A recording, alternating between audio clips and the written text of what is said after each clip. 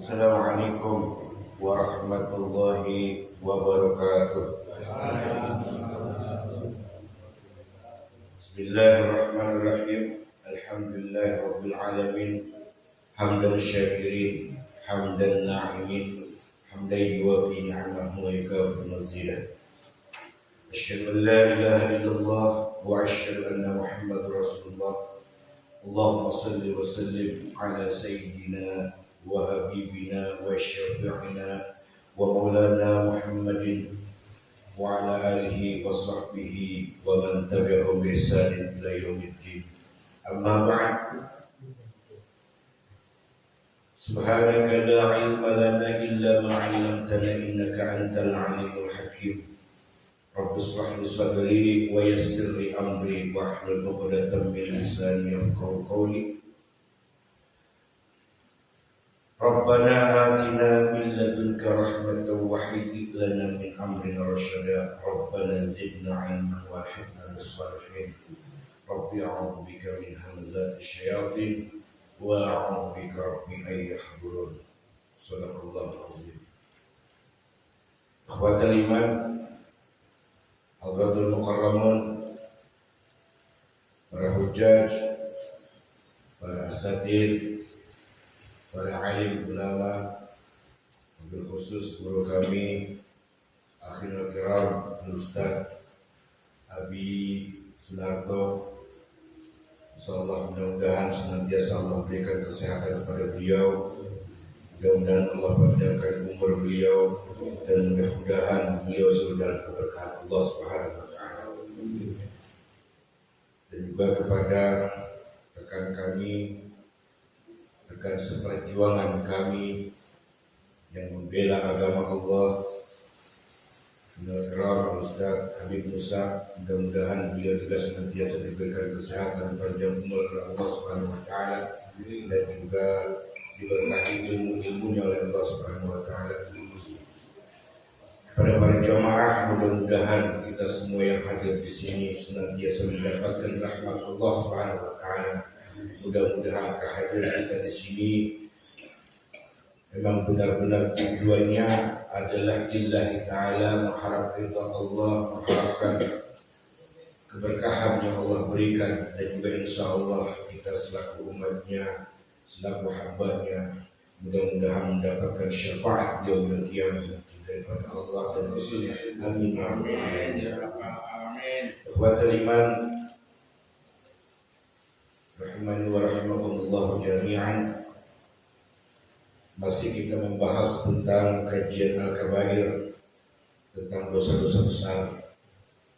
Mudah-mudahan kita senantiasa dikuatkan iman Islam kita oleh Allah, sehingga kita bisa untuk tidak melakukan perbuatan-perbuatan dosa besar yang Allah dan Rasulnya tidak sukai, yang Allah dan Rasulnya tidak cinta terhadap perbuatan-perbuatan demikian. Ikhwatul iman, bahwasanya setiap manusia itu selalu diiringi oleh malaikat, dan malaikat yang mengiringi itu bukan 2 orang, tapi ada 4 malaikat yang mengiringi setiap manusia atas perintah Allah. Nanti bisa dilihat, silakan dilihat di Al-Quran surat Ar-Ra'd itu ayat 11. Di situ Allah katakan, kata Allah, setiap manusia akan selalu diiringi oleh 4 malaikat.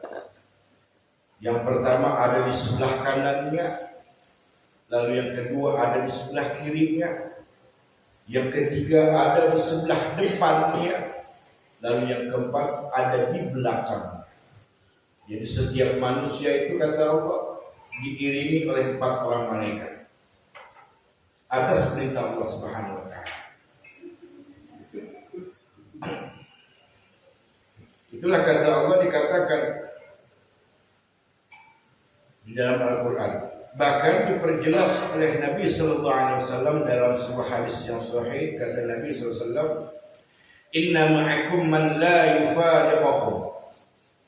Sesungguhnya bersama kalian selalu ada malaikat-malaikat yang tidak pernah berpisah oleh kalian, kata Nabi SAW. Illa, kecuali, kata Nabi. Apa yang dijadikan kecuali? Indal khala'i, di saat kalian sedang berada di kamar mandi, di dalam WC, itu malaikat nggak ngikutin. Yang pertama. Yang kedua, wa indal jima'i. Yang kedua, kata Nabi, ketika kalian sedang bersetubuh. Ketika kalian sedang bersetubuh. Tentu di sini garis besari oleh ulama hadis, bersetubuhnya itu kepada yang bukan muhrimnya. Kalau yang sudah dihalalkan oleh Allah dan Rasulnya, malaikat menyaksikan. Ada. Tapi kepada pasangan yang bukan muhrimnya, maka malaikat itu tidak akan meninggalkan orang itu. Jadi kata Nabi, yang pertama ketika kita masuk ke kamar mandi, masuk ke WC, itu malaikat yang ngikuti. Yang kedua, ketika sedang bersetubuhnya dalam hal pasangan yang bukan muhrimnya.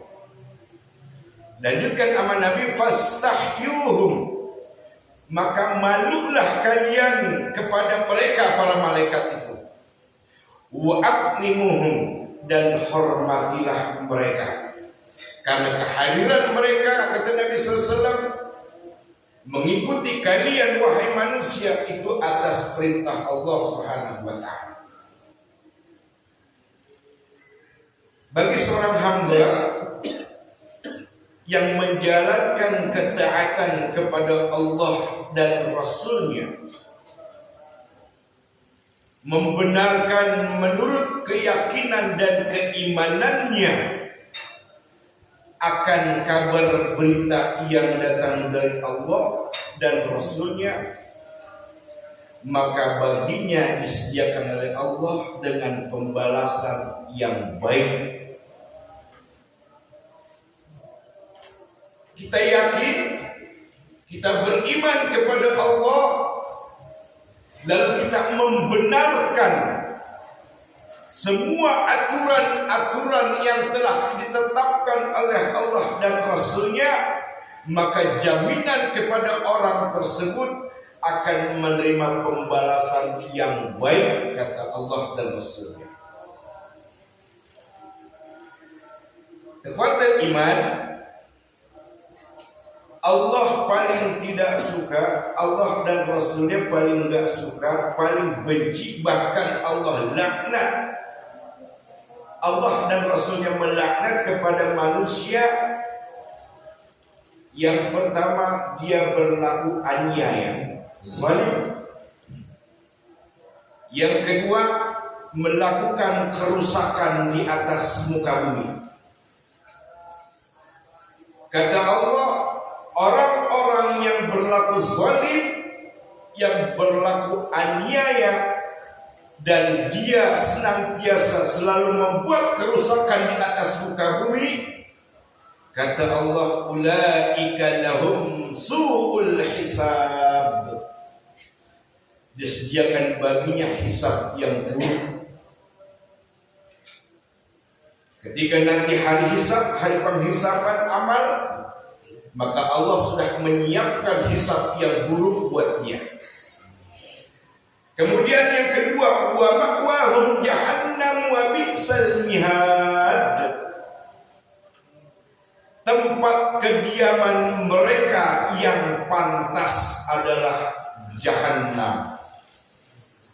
Orang yang senantiasa berlaku aniaya, zalim, yang pertama. Lalu yang kedua, suka melakukan kerusakan di atas muka bumi. Ketika nanti dia hisab, maka akan mendapatkan keburukan dalam hisabnya. Yang kedua, ditempatkan yang pantas untuk dirinya, neraka jahanam. Na'udzubillah, tsumma na'udzubillah min dzalik.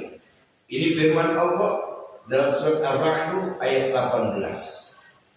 Ikhwatal iman rahimani wa rahimakumullah jami'an. Pada pertemuan kali ini Imam Az-Zahabi rahimahullah memasukkan bab tentang larangan kepada kaum muslimin untuk melakukan pemberontakan kepada pemimpin. Sekali lagi, Imam Az-Zahabi memasukkan bab ini ke dalam kitab Al-Kabair tentang larangan kepada kaum muslimin untuk tidak melakukan pemberontakan kepada pemimpin. Ikhwatal iman rahimani wa rahimakumullah jami'an. Imam Az-Zahabi memasukkan dalam sebuah riwayat menceritakan tentang masa lalu. Ini dalam riwayat Imam Muslim dalam kitab Imarah. Ketika terjadi ketegangan pada zaman Yazid bin Muawiyah. Yazid bin Muawiyah ini anaknya dari sahabat Muawiyah. Ketika Muawiyah wafat, lalu terjadi aklamasi, tahtanya diturunkan kepada anaknya. Sahabat yang bernama Abdullah bin Zubair, yang kedua Abdullah bin Muti, komplain. Sementara ketika Yazid meneruskan kekhalifahan dari bapaknya Muawiyah ini sudah disetujui oleh masyarakat Syam. Sudah disetujui dan dibaiat oleh masyarakat Syam untuk menjadi khalifah pengganti bapaknya. Nah, Abdullah bin Zubair dan Abdullah bin Muti, kedua orang sahabat ini gak senang melihat kepemimpinan Yazid bin Muawiyah. Lalu terjadilah ketegangan.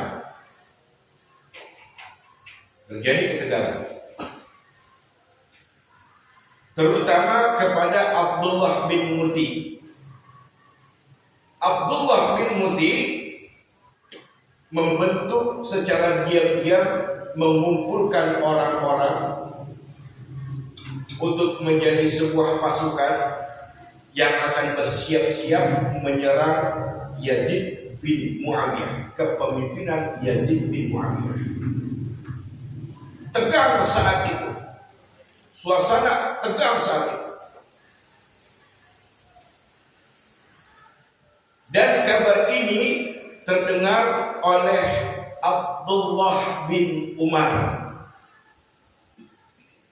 Abdullah bin Umar, kata ulama, beliau ini ulamanya para sahabat. Kata ulama hadis, Abdullah bin Umar ini adalah ulamanya para sahabat. Abdullah bin Umar anak dari Umar bin Khattab. Pada saat Umar bin Khattab sakaratul maut, maka Umar bin Khattab meminta kepada sahabat untuk datang menemui beliau dan memberi wasiat kepada sahabat, 6 orang sahabat, di antaranya sahabat-sahabat yang terdekat oleh Nabi SAW, semuanya diperintahkan untuk datang. Utsman, Ali, Abdurrahman bin Auf, Abdullah bin Zubair, dan lain sebagainya, sampai 6 orang. Lalu Umar bin Khattab berpesan, kalau saya nanti wafat, kalau hari ini saya meninggal dunia, tolong jangan engkau jadikan anakku sebagai khalifah pengganti aku. Aku serahkan kekhalifahan ini kepada kalian sebagai sahabat Nabi sallallahu alaihi wasallam. Nah, oleh karenanya Abdullah bin Umar tidak dinobatkan kepada dari ayahnya untuk menjadi penggantinya. Kalau Muawiyah saat sakaratul maut, kedudukan kekhalifahannya diserahkan kepada Yazid secara aklamasi. Nah, ketika ketegangan ini terjadi antara Abdullah bin Muti yang sudah membentuk pasukan untuk memberontak kepemimpinan Yazid bin Muawiyah, lalu Abdullah bin Umar mendatangi Abdullah bin Zubair dan Abdullah bin Muti. Datanglah Abdullah bin Umar, disambut Abdullah bin Umar karena Abdullah bin Umar ini ulamanya para sahabat. Akhirnya kata Abdullah bin Umar, apa yang terjadi saat ini? Aku mendengar ada ketegangan di antara kalian dengan Yazid bin Muawiyah. Apa yang kalian inginkan? Abdullah bin Muti, kata Abdullah bin Umar, engkau adalah sahabat Nabi sallallahu alaihi wasallam. Abdullah bin Zubair, engkau juga sahabat Nabi sallallahu alaihi wasallam. Begitu juga aku, kata Abdullah bin Umar. Begitu juga aku adalah sahabat Nabi sallallahu alaihi wasallam. Apa yang kalian inginkan hingga terjadi ketegangan ini? Lalu Abdullah bin Muti bilang, ya Abdullah bin Umar, Yazid ini suka maksiat. Yazid Muawiyah ini suka minum khamar. Yazid bin Muawiyah ini bergaulnya sama orang-orang kafir.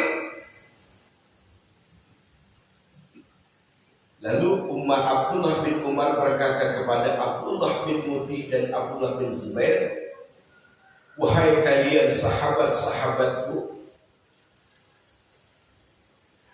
aku pernah mendengar Nabi sallallahu alaihi wasallam mengatakan sabdanya. Kalian dengarkan baik-baik. Man khala ayadan min ta'atin laqiyallaha yaumal qiyamah. Laqiyallaha yaumal qiyamati lahu jadalahu wa man mata laysa fi unuqihi bai'ah mata maitatal jahiliyah. Barang siapa di antara kalian yang melepaskan tangannya dari kepatuhan terhadap pemimpin yang sudah dibaiat, yang sudah dinobatkan, dia berlepas tangan dari kepemimpinan itu. Sebagai seorang masyarakat ini, dia berlepas tangan, menarik kembali baiatnya.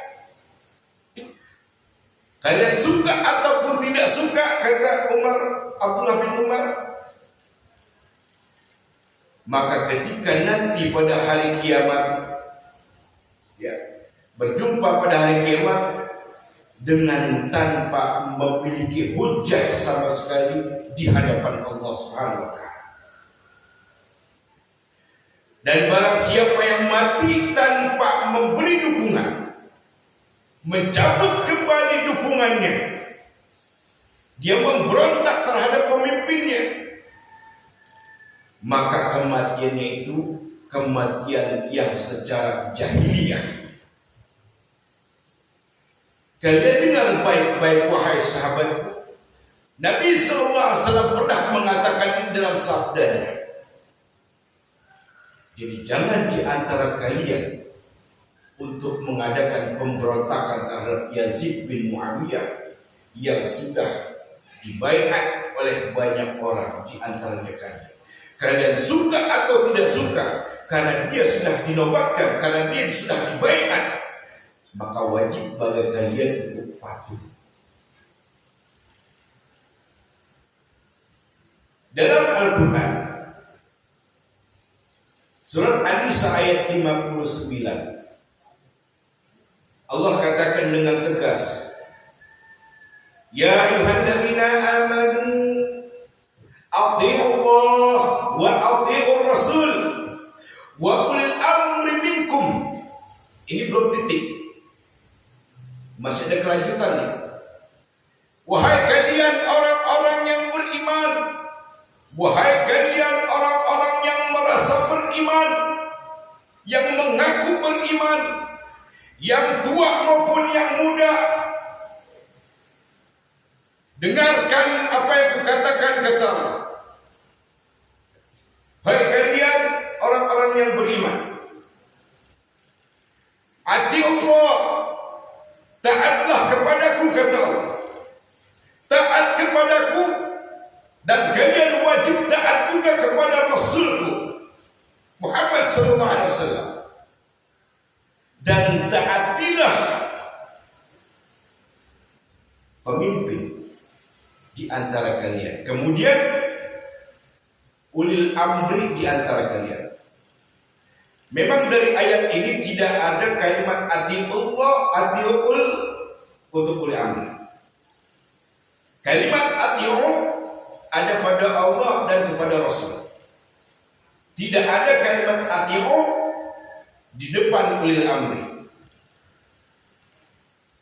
Makanya dalam firman Allah ini belum ada tanda pemberhentian ayat. Dilanjutkan sama Allah,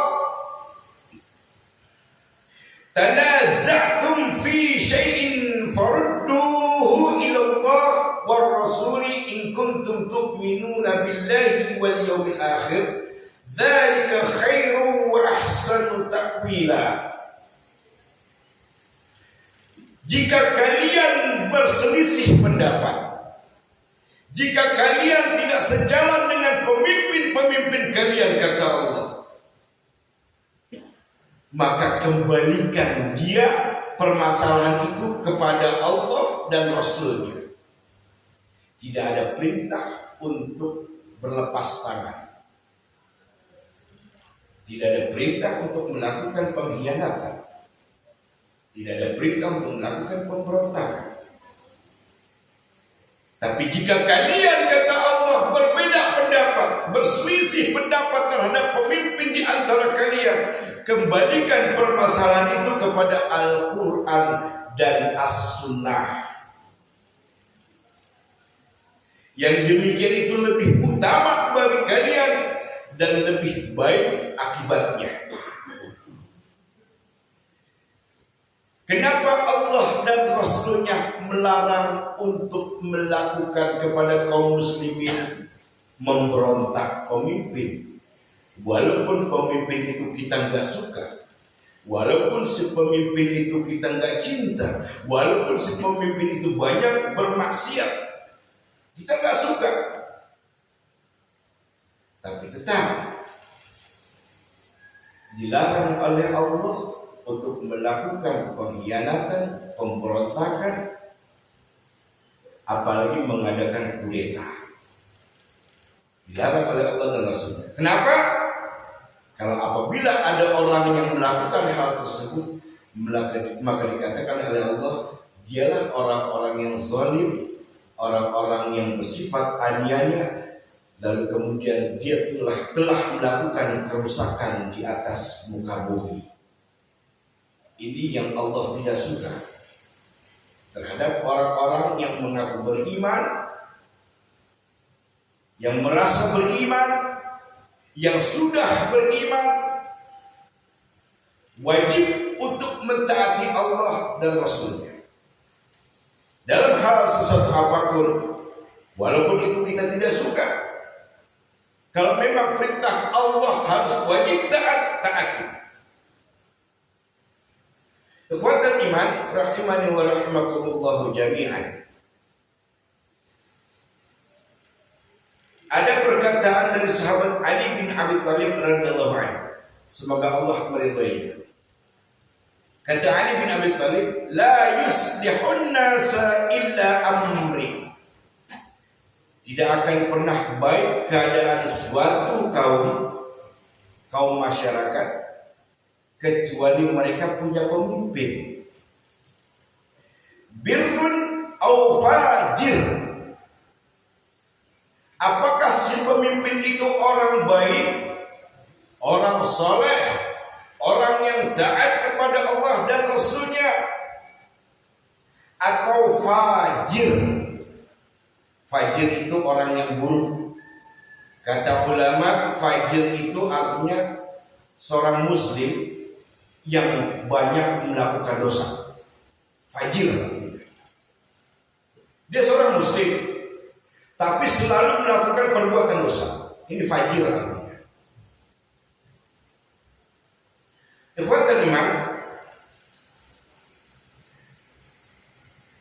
bila ada satu kaum yang mengadakan pemilihan seorang pemimpin, lalu ternyata yang menang dalam pemilihan itu adalah seorang pemimpin yang fajir. Ya, tadi saya sudah katakan fajir itu seorang muslim yang banyak dosanya. Dalam kepemimpinan, dalam pemilihan itu yang menang menjadi pemimpin itu adalah orang yang fajir, orang yang banyak dosanya. Tetap saja kata ulama, masyarakat atau kaumnya itu harus patuh. Kecuali kata ulama, kecuali apa? Kalau si pemimpin itu mengajak kemaksiatan kepada Allah, ini jangan dipatuhi. Jangan dipatuhi. Di dalam hadis sahih yang diriwayatkan oleh Imam Muslim dari Auf bin Malik radhiyallahu anhu, dari Rasulullah SAW yang bersabda, khiyaru a'immatikum alladhina tuhibbunahum wa yuhibbunakum. Pemimpin yang paling baik dan ideal adalah pemimpin kalian yang kalian cinta padanya dan dia juga mencintai kalian. Wa yusalluna 'alaikum wa tusalluna 'alaihim. Kalian selalu mendoakan dia kebaikan, dan pemimpin kalian pun juga mendoakan kalian kebaikan. Ini pemimpin yang ideal kata Nabi SAW. Wasiruru a'immatikum alladhina tubghidunahum wa yubghidunakum. Dan seburuk-buruk pemimpin kalian yang kalian benci kepada mereka, mereka pun benci kepada kalian. Wa tal'anunahum wa yal'anunakum. Itu pemimpin yang suka mendoakan keburukan buat kalian. Pemimpin yang suka mendoakan keburukan buat kalian, dan kalian pun mendoakan keburukan buat mereka, para pemimpin itu. Lalu ketika Rasulullah bersabda ini di depan sahabat, para sahabat bertanya, "Qila ya Rasulullah, afala numaziluhum bi sawfi?"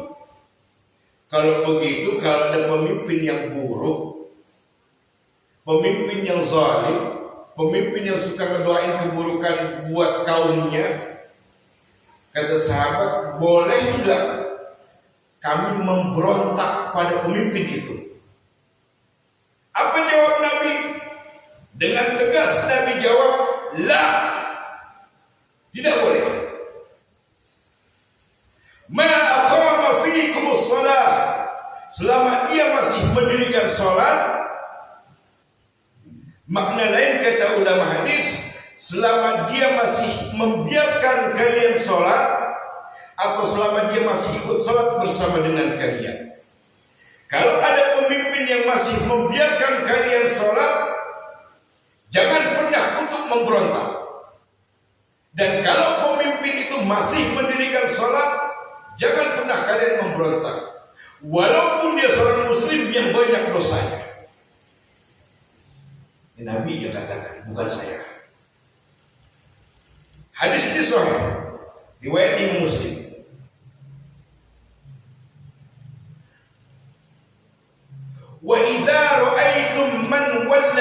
syai'an tukrahunahu fakrahu 'amalah wa la tanzi'u yadan min ta'atihi. Dan kalau seandainya kalian melihat dari pemimpin kalian sesuatu yang tidak kalian sukai karena pelanggaran-pelanggaran terhadap agama, maka bencilah perbuatannya. Benci perbuatannya, jangan kalian berontak, kata Nabi. Yang kalian harus benci perbuatannya, bukan orangnya. Jangan kalian memberontak. Ini sabda Nabi SAW yang diriwayatkan Imam Muslim. Kalian benci pada mereka, pada pemimpin itu. Yang kalian benci bukan orangnya, tapi perbuatannya. Karena perbuatan itu adalah perbuatan iblis yang masuk ke dalam jiwa mereka orang-orang itu. Benci perbuatannya. Ketika kalian benci perbuatannya, jangan pernah kalian memberontak, kata Nabi SAW, terhadap pemimpin itu. Dan dalam hadis yang lain masih diriwayatkan oleh Imam Muslim, ala man wali alaihi wa al far'ahu ya'ti syai'an min maksiatillah falyakrah ma ya'ti min maksiatillah wa la yanzi'anna yadan min ta'ah. Barang siapa yang dipimpin oleh seorang penguasa lalu ia melihatnya melakukan kemaksiatannya kepada Allah, maka hendaknya ia membenci kemaksiatannya yang dilakukan itu. Tapi jangan pernah melepaskan tangan dari ketaatan, alias jangan pernah kalian melakukan pemberontakan, melakukan kudeta, atau melakukan hal-hal yang Allah dan Rasulnya tidak sukai.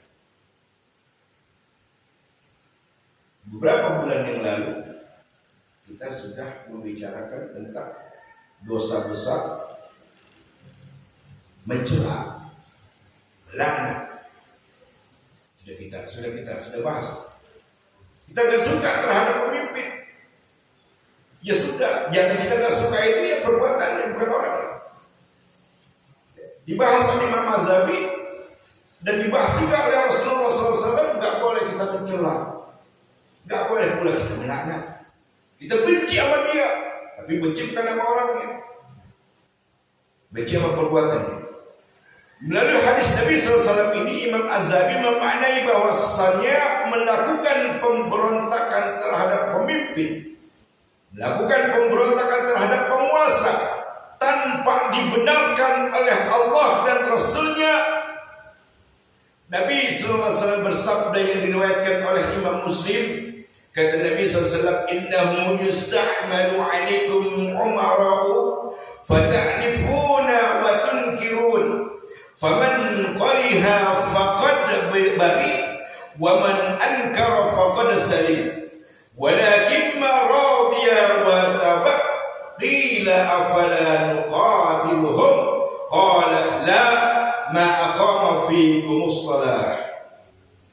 Sesungguhnya kata Nabi SAW akan diangkat para pemimpin di wilayah-wilayah atas kalian, hai kaum muslimin, maka kalian akan mengakui dan mengingkarinya. Ada di antara kalian yang akan mengakui dan mengingkarinya, kata Nabi SAW.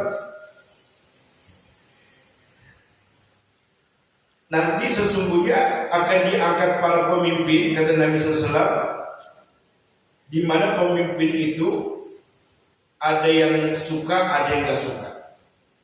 Tapi kalian harus tahu, karena pemimpin itu bukan nabi.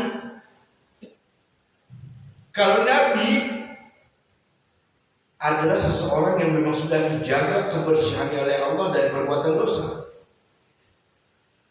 Tapi kalau pemimpin biasa selain daripada nabi, itu sudah menjadi sunatullah. Ada orang yang melakukan dosa karena manusia biasa, bukan nabi. Ini Nabi yang mengatakan, kalau manusia biasa, dia bukan nabi, pasti ada kesalahan, punya kesalahan dan punya kekeliruan. Kalau Nabi SAW punya kesalahan dan kekeliruan, langsung Allah tegur. Ya, langsung Allah tegur. Ya, di dalam surat dalam surat itu yang pernah Rasulullah meremehkan seorang yang buta.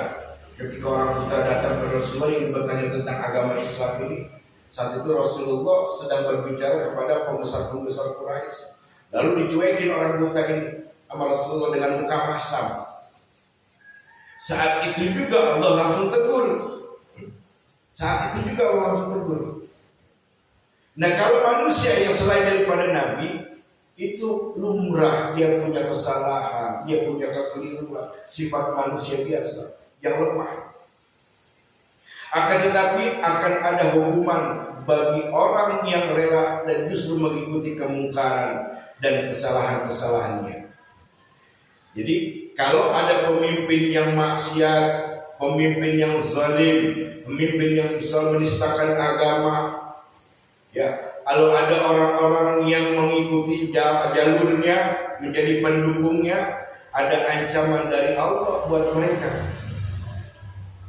Kita serahkan hukuman itu kepada Allah, karena Allah yang lebih berhak. Kita manusia tidak berhak menghukum manusia. Kita manusia tidak berhak. Yang berhak adalah Allah menghukum mereka. Dan apabila kita tidak mematuhi pemimpin yang bermaksiat itu, maka kita tidak berdosa. Apabila kita dipaksa untuk melakukan kemaksiatan itu, dipaksa kita seperti sekarang terjadi ini, ya, gak usah kita bahas lebih banyak lagi. Seperti sekarang ini kita dipaksa untuk tidak melakukan ketaatan kepada Allah, taatan kepada Rasul, ya, lalu kita patuhi, maka akan tidak ada dosa, kata Nabi SAW. Tidak ada dosa buat dia.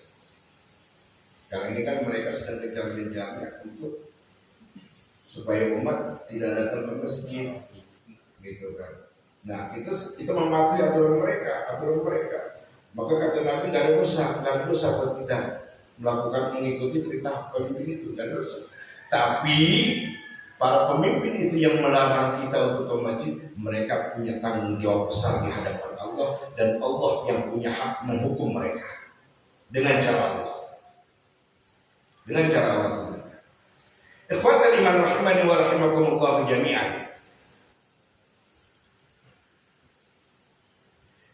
Rasulullah SAW bersabda, "Ati'u umarakum mahmakan, fa in amarukum bi syai'in min malam atikum bihi fa huwa 'alaihim."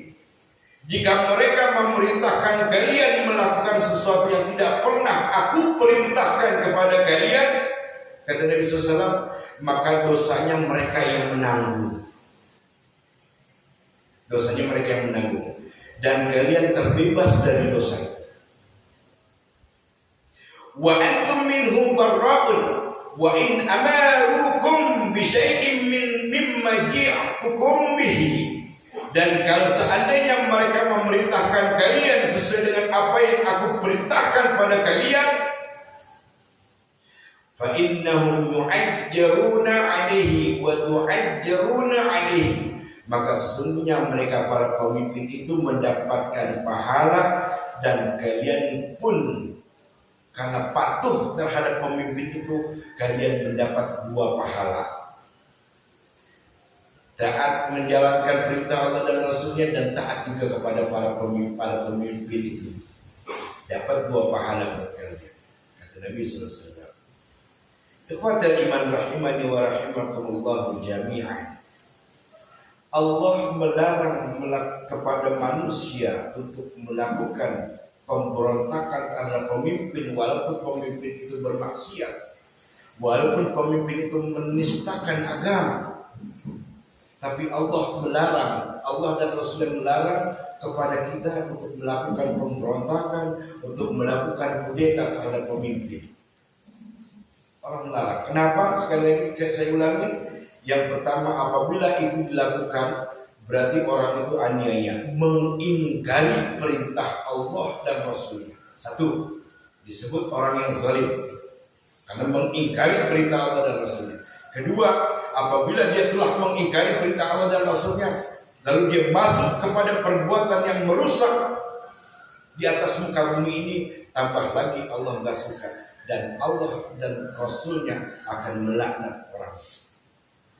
Adil laknat yang Allah lakukan kepada manusia, Allah dan Rasulnya melaknat manusia itu artinya dicabut keberkahan hidupnya, dicabut keberkahan umurnya, dicabut keberkahan atas rezekinya.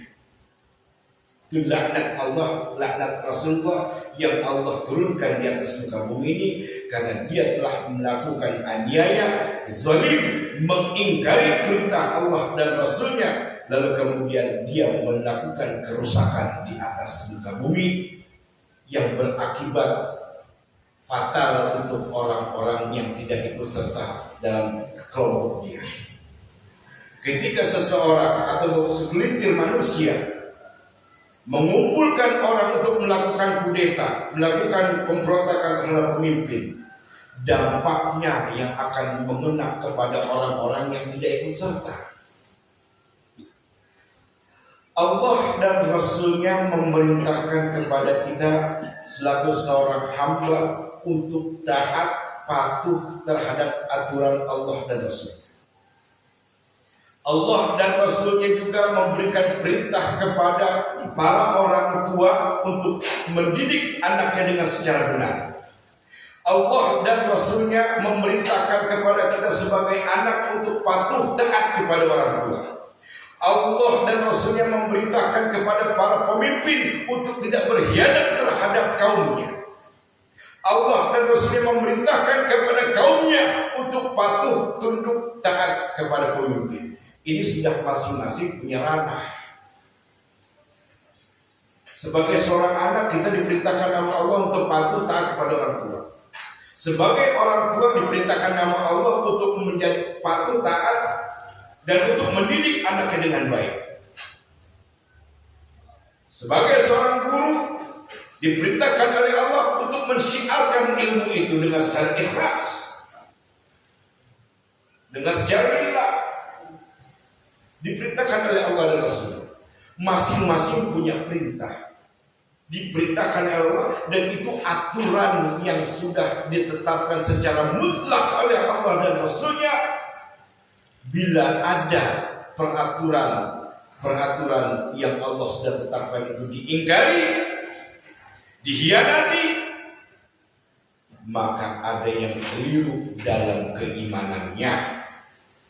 Ada yang harus dipertanyakan dalam keimanannya. Karena Allah paling gak suka manusia dengan manusia saling mencela, manusia dengan manusia saling menang. Tidak boleh. Manusia dengan manusia saling bertempur, menumpahkan darah, apalagi dia seorang muslim, mengaku muslim. Haram hukumnya untuk mengeluarkan darah dari saudara. Haram hukumnya. Dia seorang muslim, kemudian kita bertempur dengan orang muslim juga, dua-duanya sholat. Karena berbeda pendapat, terjadi pertengkaran, perkelahian, sampai timbul pengeluaran darah dari masing-masing. Diharapkan oleh Allah dan Rasulnya kalau ada orang muslim yang melakukan hal demikian, itu tandanya dia sudah membuat kerusakan di atas muka bumi. Ikhwatal iman rahimani wa rahimakumullah jami'an. Sebagai penutup, Nabi sallallahu alaihi wasallam kembali bersabda, dan hadis ini diriwayatkan oleh Imam Muslim. Kata Nabi sallallahu alaihi wasallam, Inna Allah yardaha lakum thalathan. Sesungguhnya Allah yang maha mulia, Allah yang maha suci meridhai kalian dalam 3 hal. Sesungguhnya Allah meridhai kalian dalam 3 hal, kata Nabi SAW. Yang pertama, anta buduhu wa la tusyriku bihi syai'an. Kata Nabi, agar kalian selalu beribadah kepada Allah, taat, patuh terhadap aturan-aturan Allah, ketetapan-ketetapan Allah, dan jangan pernah kalian menyekutukan Allah. Ini yang pertama, kata Nabi SAW. Yang kedua, wa anta tasimu bihablillahi jami'an wa la tafarraqu Kalian harus berpegang teguh semuanya pada tali Allah, agama Allah, dan jangan pernah kalian bercerai-berai di antara kaum muslimin. Yang ketiga kata Nabi, wa an tunasihu man wallahu Allahu amarakum. Yang ketiga, kalian memberikan nasihat yang baik kepada orang yang telah diberikan oleh Allah amanah berupa kepemimpinan.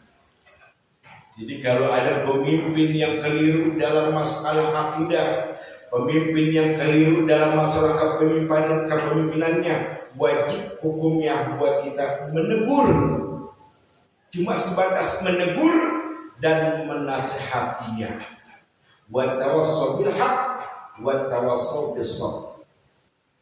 Tugas kita hanya. Jadi kalau kita mau kerinduan Allah terhadap hidup kita, Allah ridho terhadap hidup kita, lakukan 3 hal ini. Sekali lagi saya ulang, yang pertama, taat, patuh, tunduk kepada aturan Allah, perintah Allah, jangan pernah menyekutukan Allah. Yang kedua, kalian harus berpegang teguh kepada agama Allah, Islam. Jangan pernah kalian sesama muslim bercerai-berai cuma gara-gara nggak suka terhadap pemimpin. Yang ketiga kata Nabi SAW, kalau ada pemimpin yang keliru, yang salah, maka tugas kita untuk menegur dan menasihati. Sebagaimana seorang imam kalau salah dalam membaca atau salah dalam rakaat, keliru dalam rakaat, maka makmum punya kesempatan untuk menegur. Subhanallah. Kalau imam yang ngerti paham dia, oh berarti dia keliru. Imam salah nih, dia udah melakukan 3 rakaat, tapi dia kembali tasyahud awal yang rakaat kedua. Padahal itu udah rakaat ketiga, gitu kan. Ketika ada kekeliruan terhadap imam, pemimpin sholat, maka makmumnya menegur. Subhanallah, katakan begitu. Itu sebuah kekeliruan. Dan kalau imam yang paham, ngerti, oh iya keliru, ada kekeliruan. Seorang pemimpin juga begitu. Nggak boleh egois, nggak boleh mau menang sendiri, mentang-mentang pemimpin, mentang-mentang telunjuknya ini sangat berlaku, lalu main tunjuk ini. Ini juga nggak dibolehkan, karena Allah sudah menetapkan aturannya terhadap pemimpin untuk berlaku adil terhadap bawahannya. Kata Allah, i'dilu wa aqrabu littaqwa. Karena keadilan itu akan mendekatkan dirinya kepada ketakwaan. Takwaan kepada Allah Subhanahu wa taala. Perbuatan adil akan mendekatkan dirinya kepada ketakwaan. Mudah-mudahan apa yang saya sampaikan ini bermanfaat buat kita semua. Wabil khusus untuk saya yang menyampaikan, mari kita kuatkan iman Islam kita, senantiasa berpegang teguh kepada agama Allah, akidah Islam kita, dan jangan pernah diri kita untuk bercerai-berai, memisahkan diri dari orang-orang yang tidak sepaham dengan kita. Kita sesama muslim harus hablum minan nas dengan baik, hablum minallah pun dengan baik. Karena kedua-duanya ini adalah beriringan. Allah turunkan ayatnya. Ketika 2 ayat ini diturunkan oleh Allah secara berdampingan, maka kedua-duanya ini harus dipatuhi. Kita taat kepada Allah, baik perbuatan kita kepada Allah, tapi kita tidak baik terhadap perbuatan kita di masyarakat, maka ketaatan kita kepada Allah ditolak. Setiap ayat yang berdampingan Allah turunkan, hablum minallah, hablum minan nas, ketika itu diturunkan secara berdampingan, maka kedua-duanya harus dipatuhi. Baik perbuatan tingkah laku kita kepada Allah menjalankan ketaatan, lalu kita harus juga berbuat baik kepada sesama manusia. Walaupun manusia itu bukan orang Islam, tetap kita punya kewajiban untuk bersikap dan berperilaku baik. Nah, ini saja yang bisa saya sampaikan, mudah-mudahan sebagai bermanfaat. Apabila ada banyak kekeliruan, kesalahan, kekhilafan, al-fakir mohon ampun kepada Allah Subhanahu wa taala. dan Al-Fakir mohon dibukakan pintu maaf yang seluas-luasnya. Sebelum ditutup, barangkali ada yang ingin bertanya, silakan.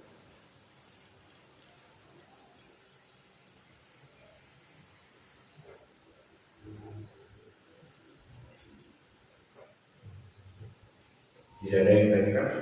Baik, mudah-mudahan sudah jelas semuanya. Mari kita tutup kajian ini dengan doa. Al-Fatihah. Alhamdulillah.